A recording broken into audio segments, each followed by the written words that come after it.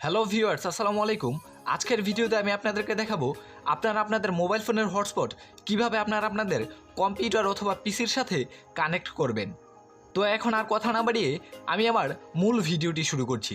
তবে তার আগে আপনাদের কাছে আমার ছোট্ট একটা রিকোয়েস্ট, আপনারা যদি এখনও আমার চ্যানেলটি সাবস্ক্রাইব করে না থাকেন তাহলে অবশ্যই আমার চ্যানেলটি সাবস্ক্রাইব করে সাবস্ক্রাইবের পাশে থাকা বেল আইকনটি ক্লিক করে রাখুন আমাদের চ্যানেলের নতুন সব ভিডিওগুলির নোটিফিকেশন সবার আগে পেতে।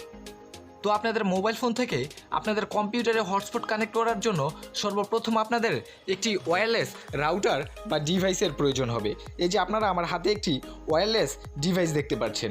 এই ওয়্যারলেস ডিভাইসটি আপনারা যে কোনো কম্পিউটার অ্যাক্সেসরিজের দোকানে খুঁজলেই পেয়ে যাবেন। এই ডিভাইসটির মূল্য মাত্র 300 টাকা। তো সর্বপ্রথম এর জন্য আপনার এরকম একটা ডিভাইসের প্রয়োজন হবে। তারপর এই ডিভাইসটি আপনি আপনার পিসির সাথে কানেক্ট করুন।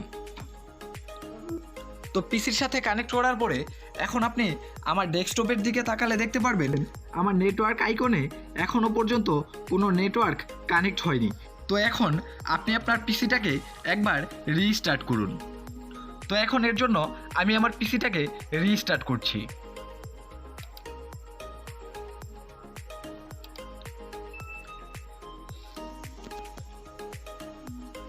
একটু সময় দিয়ে আমাদের সাথেই থাকুন।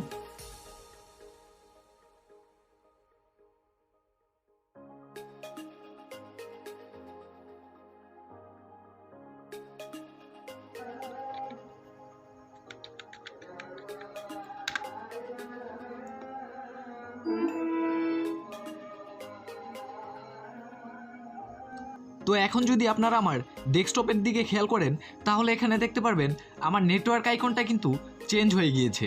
তো এখন আমি আমার মোবাইল ফোনের হটস্পটটা চালু করছি।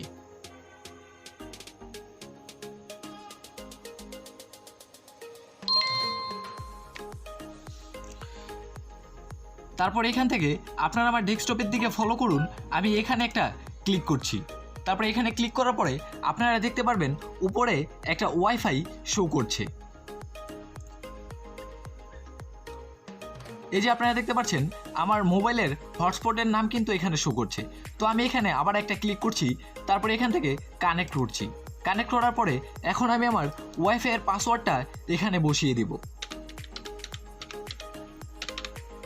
তারপরে এখান থেকে ওকেতে ক্লিক করছি।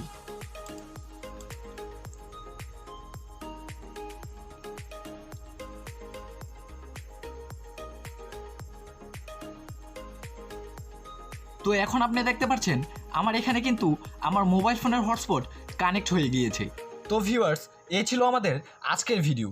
আশা করি ভিডিওটি থেকে আপনাদের বিন্দু পরিমাণ উপকার হলে অবশ্যই আমাদের চ্যানেলটি সাবস্ক্রাইব করে একটা লাইক দিয়ে দিবেন এবং কমেন্ট করে অবশ্যই আপনাদের মতামত জানাতে ভুলবেন না।